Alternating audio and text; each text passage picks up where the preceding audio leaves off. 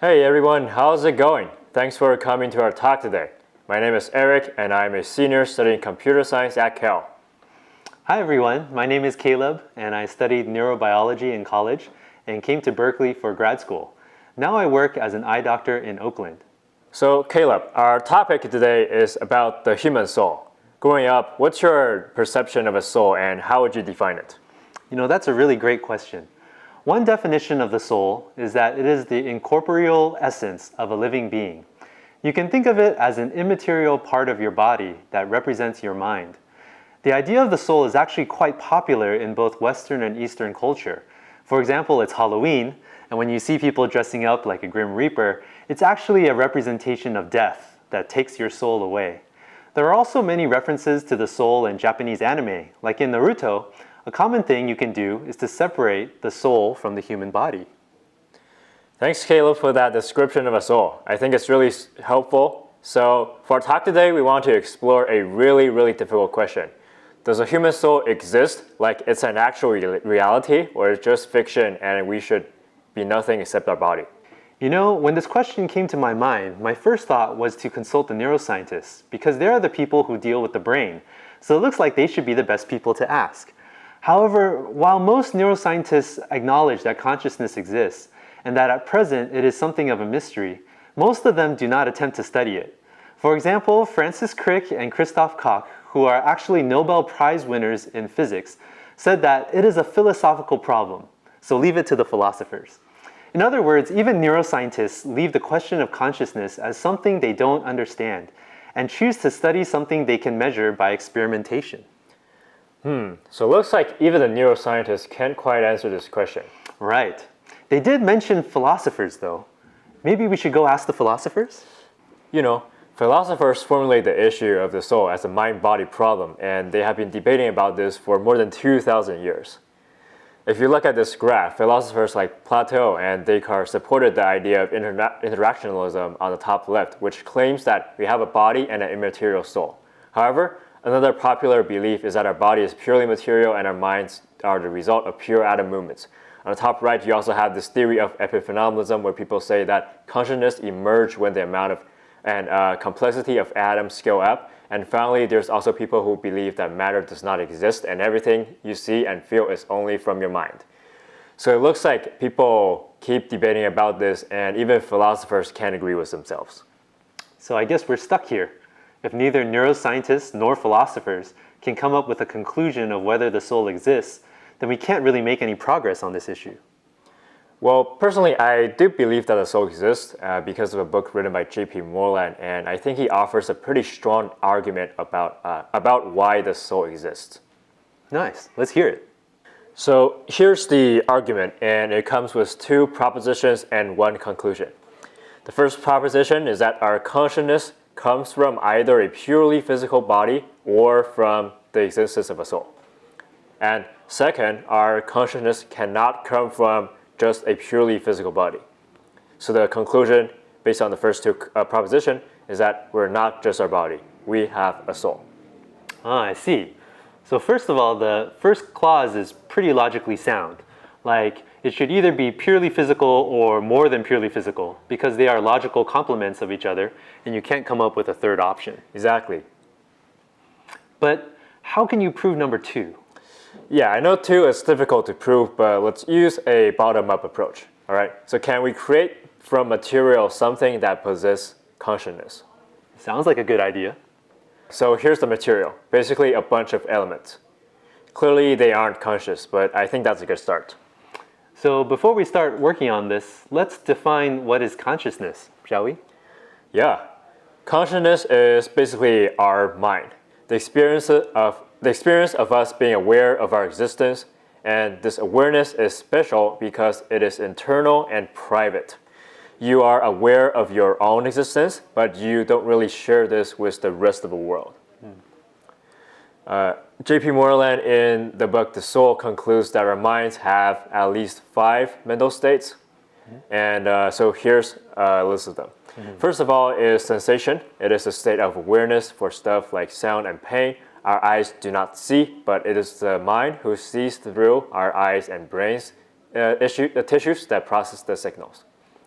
Second one is thought, which is a mental context that can be expressed as a sentence and only exists when being thought. For example, like thinking about how to define the soul is a thought. The third one is belief, which is a personal view. And this is to varying degrees of strengths of how things really are. For example, the fact that 2 plus 2 equals 4 is a belief. And number 4, desire, which is a certain inclination to do, have, avoid, or experience certain things. And finally, an act of will, which is a choice and exercise of power to do a certain thing, usually for some purpose or end. For example, making a conscious choice to study for an exam, although I do not want to, is an act of will. So that seems daunting to build something that has these, but we can try and give it a shot, can't we? Sure. All right, so let's see if we have created something with consciousness.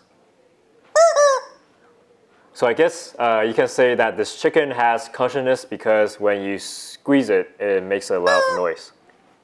Yeah, so it kind of, I guess, senses the environment. Well, but the thing is, all of us know that the chicken is not actually aware of anything or have any, personal, like first-person feeling because it is made out of plastic and the sound is basically wind from the neck.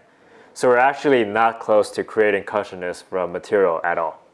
Oh, well, I guess that doesn't quite contribute to the argument that we can't build something that has consciousness because our brain is really complex, like it has billions of neurons.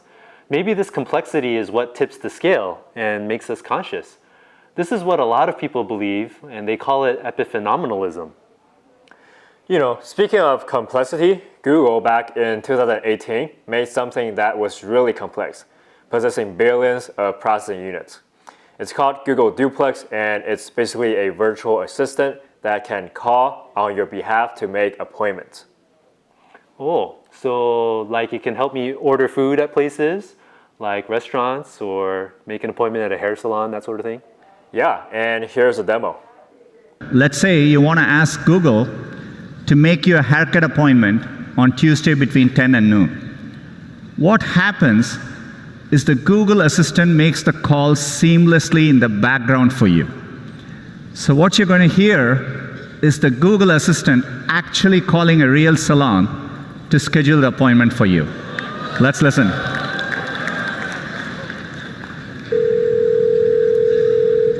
So how can I help you? Hi, I'm calling to book a women's haircut for a client. I'm looking for something on May 3rd. Sure, give me 1 second. Sure, what time are you looking for around?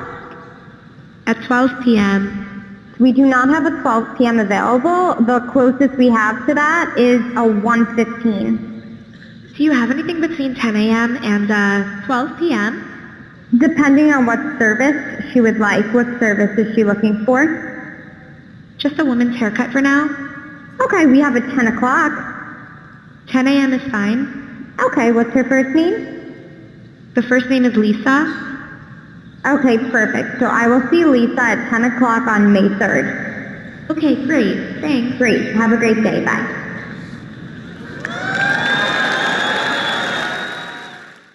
Wow, that's fascinating. I would not be able to tell it from a human. Do you think we have built consciousness from material? Well, unfortunately, no, and here's why. If you look at how Google Duplex works, we find that it follows this type of typical machine learning architecture, right? It takes your voice on the left, encodes it as data, then feeds it into this model and gets an output and converts it back into voice. So yeah, I mean, it's super complex and super smart, but it's basically doing math on data, and there's no place it can be conscious or generate awareness. Okay. So I kind of get the argument now. Like, no matter how hard we try with material, and even if we can build super intelligence, we can still not reach something that has the conscious experience as we have. Yeah, and that's why the central argument goes by this. No one has the slightest idea anything material can ever be conscious. So, Caleb, I'm really convinced by this argument that our souls do exist. However, one thing that kind of bothers me is that I can't quite verify that this is true in real life. Like, how are we supposed to detect our soul if it's something immaterial? I know that you're a doctor. Do you have any suggestions? Yeah, you make a really good point, Eric, as there are many good rational arguments for the existence of the soul, as you mentioned. And fortunately, you can get a clue also from real life if your mind can exist separate from the body. So there are actually very credible reports of people having an out-of-body, or they call it near-death experience, often when they're declared clinically dead, but then they're revived and brought back to life to tell about it. One such story involved a nurse named Kimberly Clark Sharp, who worked at Harborview Hospital in Seattle. The account of her experience said this: while she was attempting to revive a clinically dead young patient named Maria, the patient suddenly became conscious, grabbed Kim's arm, and reported that she had left her body, floated out and above the hospital roof, and had seen an old, large blue shoe with one part worn to the threads and with the laces tucked under the heel on an upper ledge of the hospital roof. The ledge was not accessible to anyone but hospital personnel, nor visible from buildings nearby, and Maria had never been to the hospital before. And so with her curiosity aroused by this bizarre story, Kimberly was shocked to find the shoe just as Maria had described in the location that she had named. And Maria was interviewed by other witnesses that day who also confirmed the incident. Wow, I have to say stories like this seems a little bit crazy. Yeah, I know. Yeah, stories like this are really hard to explain if we truly have no soul. But then, how could Maria have known about the exact details of the shoe unless she actually had this out-of-body experience? And her story is not the only one out there. It is just one of many stories from people who are on the brink of death. I think given these kinds of experiences reported along with the arguments I previously presented, there is good evidence to believe that we have a soul. Yes, and there are other times when we feel something apart from our body as well. Or maybe I can call it a spiritual experience, even when we're not on the edge of death. Whether it's the beauty of nature when visiting Yosemite National Park, or experiencing something when listening to a piece of music or an emotional song, there's something in us that says, wow, like there's an experience of being inspired there. And the word that captures it in English is transcendent, meaning beyond or above the range of normal or merely physical human experience.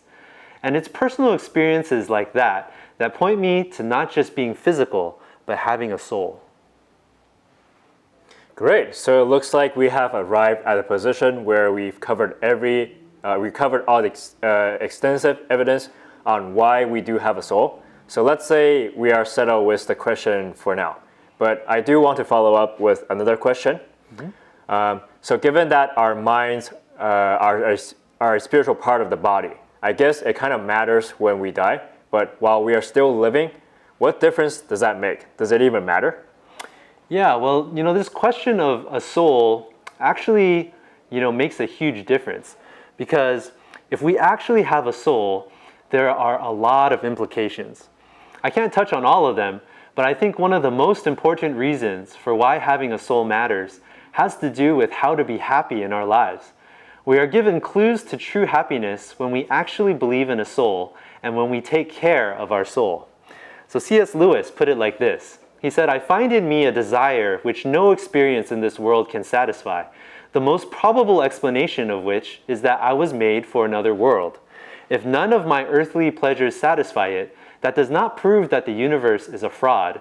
Probably earthly pleasures were never meant to satisfy it, but only to arouse it, to suggest the real thing."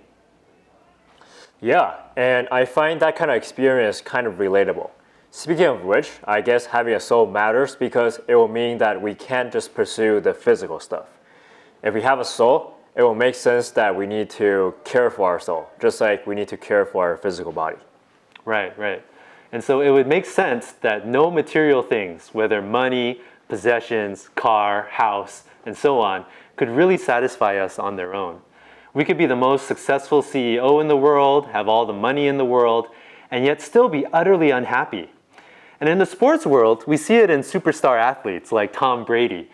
He's quarterback for the New England Patriots in American football. After winning his third Super Bowl championship, he's won 6 now. I wonder if he still thinks more rings are going to satisfy him. But he did an interview with a news program, and he said this: "I'm making more money now than I ever thought I could make playing football. But why do I have 3 Super Bowl rings and still think there's something greater out there for me? Maybe a lot of people would say, this is what it is. I've reached my goal, my dream, my life. But me, I think there's got to be more than this." And so recently he asked for a trade to a different team. And I bet he's still looking for what that something more is. Because like Tom Brady, we often find ourselves longing for deeper meaning and purpose for our lives. This makes sense, and there is an answer to this longing if we have a soul. It would make sense that true lasting happiness is not entirely tied to physical things or physical needs being met, but it is tied to tending to our soul. And our soul needs different things than just what is physical. It needs soul interactions. It needs love and relationships. Yeah, I guess from a Christian perspective, this is why the soul needs God's word, because our soul longs for a relationship with God. Exactly. And so lastly, having a soul matters because it opens us up to a larger view of the reality of our world. There is more than just what our eyes can see. Like if we have a soul, then that also means that we are spiritual beings who can relate with other spiritual beings. And if our immaterial soul exists, then it's entirely possible for there to be other immaterial things, like a spiritual realm that exists apart from our physical world. There could be heaven. There could be God. A full life will be characterized by living with this kind of larger perspective. So that's why a verse in the Bible, Jesus points out the importance of the soul by saying, "For what does it profit a man to gain the whole world and forfeit his soul? For what can a man give in return for his soul?" Yeah, and because of that, looking at life from a Christian perspective and thus believing in the existence of a soul does not make us more narrow-minded and limited in our understanding of reality, but it actually opens us up to a much greater reality than we could ever have imagined. I would encourage all of us to think about this for ourselves, that we would really seek to find what would satisfy our soul. It is worth the investment.